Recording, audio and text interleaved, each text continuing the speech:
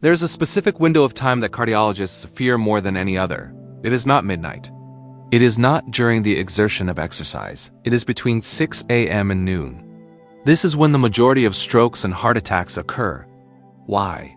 Because when you wake up, your body releases cortisol to get you out of bed. Your heart rate rises, but your blood is thick. After 8 hours of lying still, without water, your blood has changed. It is not behaving like water. It is behaving more like ketchup. This is not a joke, it is physics. It is a property called thixotropy. When ketchup sits in the bottle, it is solid. You have to hit it to make it flow. Your blood is similar. In the morning, it is sluggish. It is resistant. Now, imagine this sluggish river trying to push through pipes, your arteries that have been stiffened by 60 or 70 years of use. That is dangerous enough. But what if I told you that the very first thing you put into your mouth at breakfast could act like cornstarch in that sauce? What if the healthy choices you have been told to make are actually the thickening agents that turn that river into sludge? We are going to talk about hemorrheology, the flow of blood. We are not just talking about clots. We are talking about the viscosity of your life force.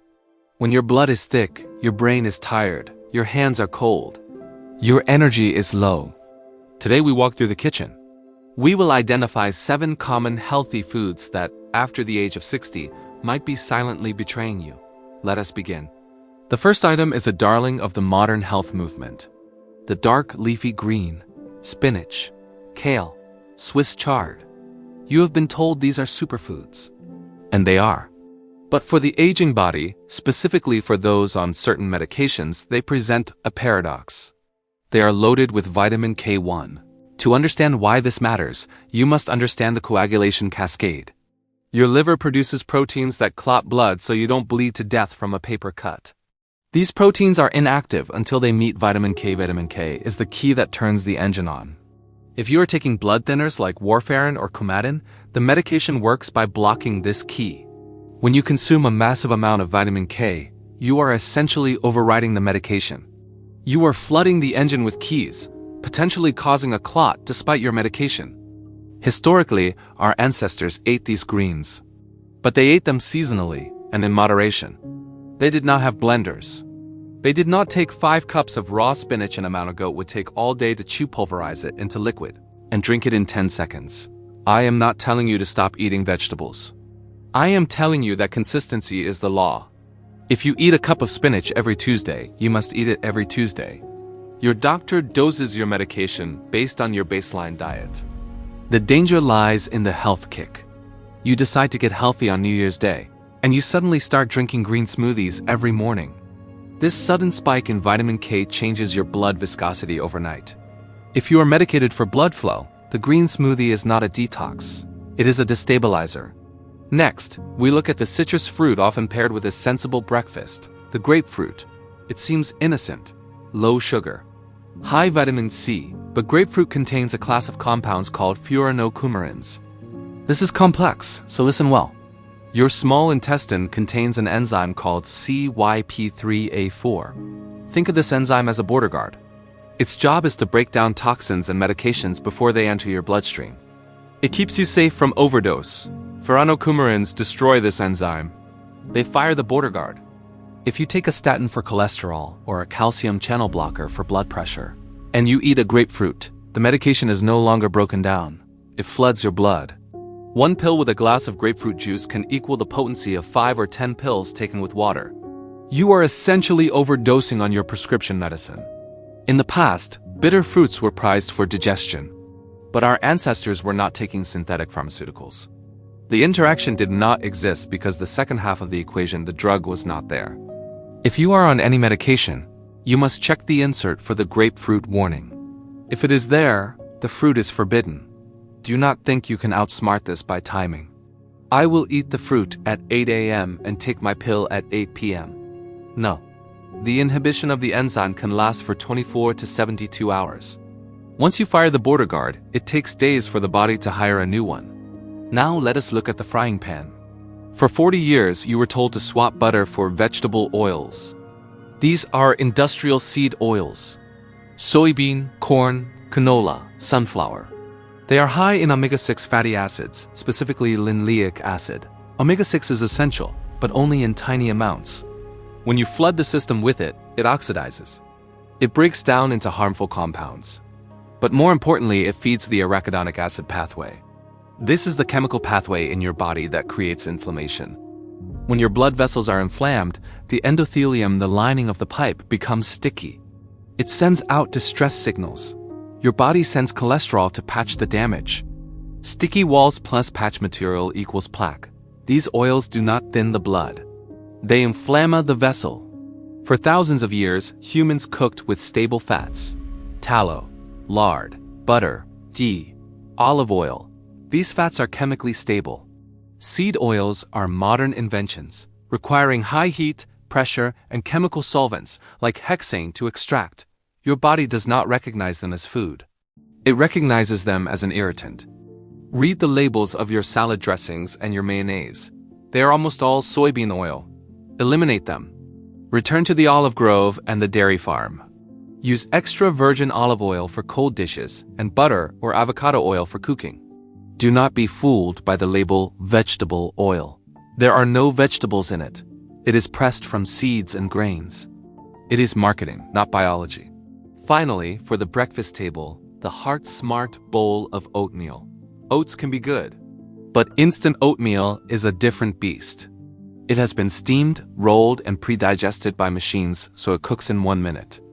When you eat this processed starch, it converts to glucose instantly. Your blood sugar spikes.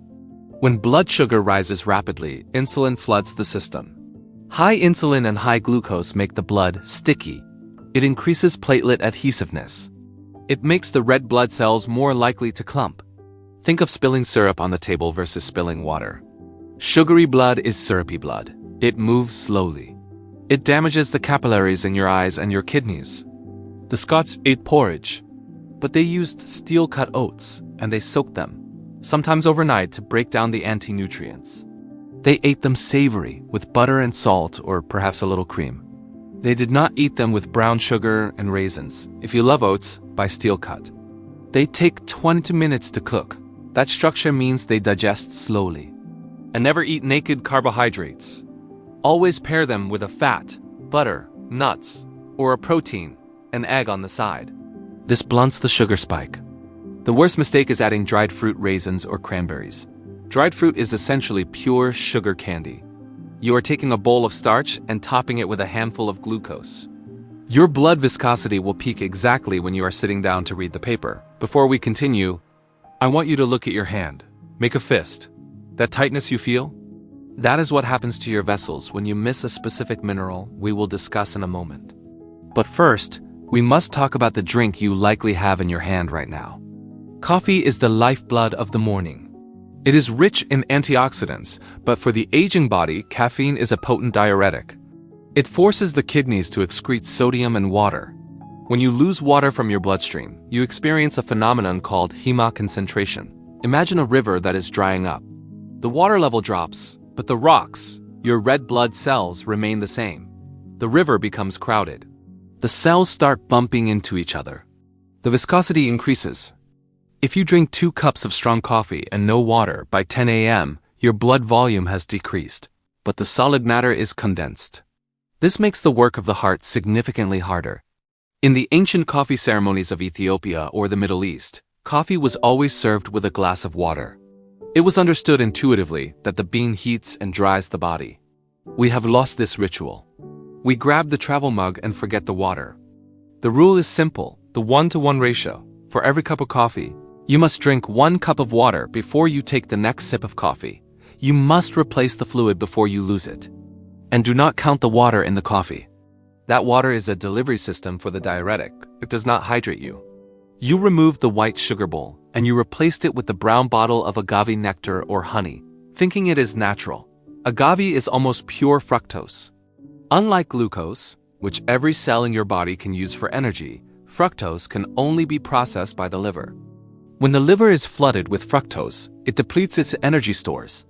This process generates a waste product, uric acid. High uric acid inhibits nitric oxide. Nitric oxide is the molecule that tells your blood vessels to relax and open up.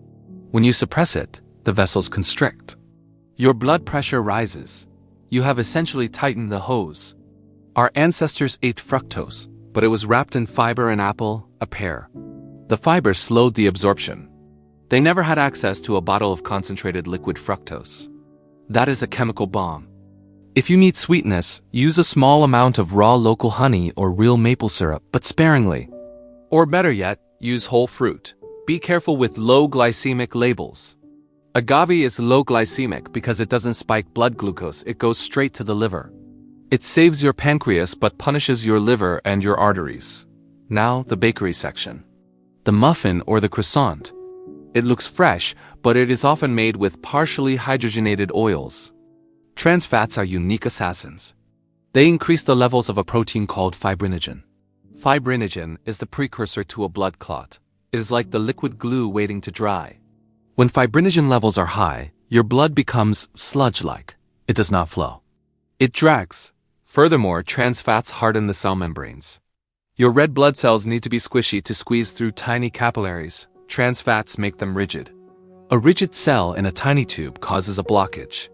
There is no ancestral precedent for hydrogenated oil. It was invented in a lab in the early 1900s to make candles, and then sold as food. If the ingredient list says hydrogenated or shortening, put it back. Eat real butter. And alongside the fat, we have the salt. You switch to turkey bacon or deli meats to be healthy. These are often sodium traps. Salt attracts water. When you eat a massive load of sodium, water is pulled from your tissues into your bloodstream to dilute the salt.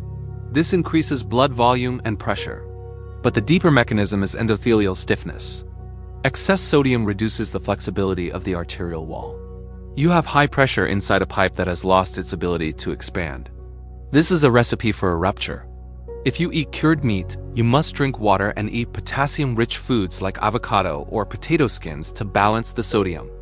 Many of you take a calcium supplement for your bones. It is often calcium carbonate, essentially ground up limestone. This leads to the calcium paradox.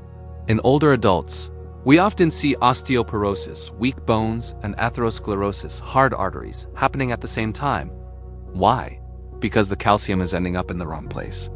Without vitamin K2 and magnesium to direct the traffic, calcium does not enter the bone matrix. Instead, it settles in the soft tissues, your arteries and heart valves. You are literally turning your blood vessels into stone. Our ancestors got calcium from food matrices, dairy, bone broth, leafy greens, which naturally contain the cofactors needed for absorption. They did not eat rocks. Never take calcium alone. It must be paired with vitamin D3, vitamin K2, specifically MK7, and magnesium. Or better yet, get your calcium from food. If you have a history of kidney stones or arterial plaque, speak to your cardiologist before taking any isolated calcium supplement. We have fixed the kitchen. Now we must fix the living room. There is a specific chair in your house that is more dangerous than a fall, simply because of when you sit in it. But first, let's discuss the nightcap. You have a glass of wine or a scotch to wind down before bed. You believe it helps you sleep. While alcohol is a vasodilator initially, its effect on red blood cells is treacherous.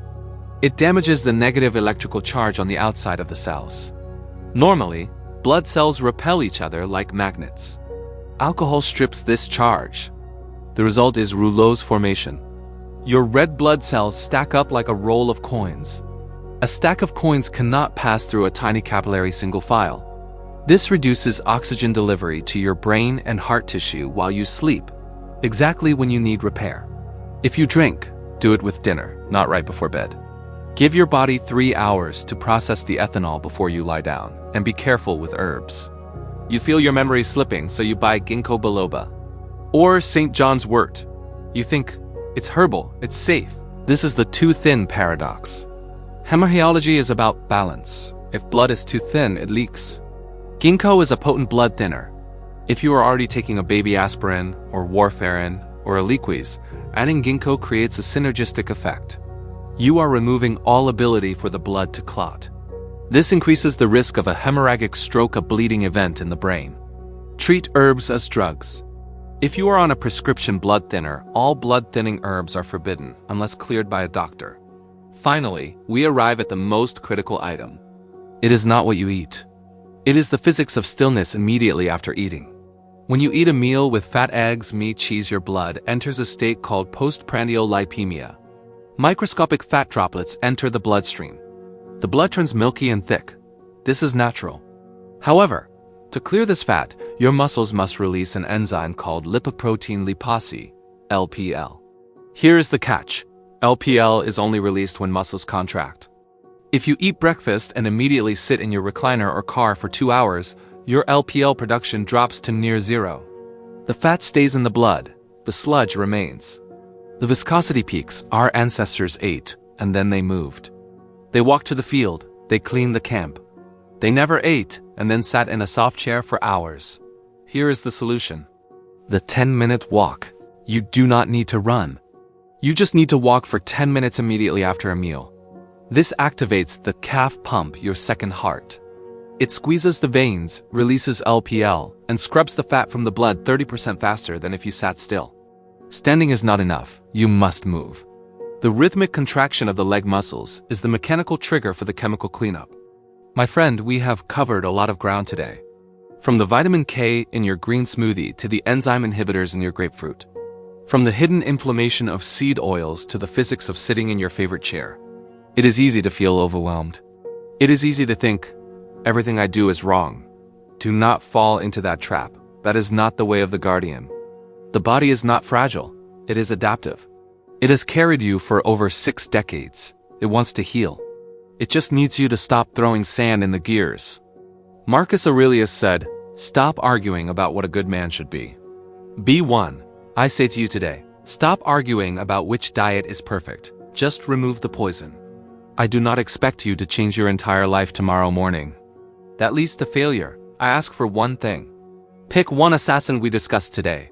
Maybe you will swap the instant oats for eggs. Maybe you will banish the soybean oil from your pantry. Or maybe, just maybe, you will commit to that 10-minute walk after lunch. I want you to make a pledge. Not to me, but to yourself. Go to the comments section below and write down the one change you are making this week. Write, I will walk. Or, I will drink water. When you write it down, it becomes real. It becomes a contract. And if you found value in this deep dive, if you appreciate that we respect your intelligence and do not treat you like a child, then share this video with someone you love. You might save them from a morning stroke.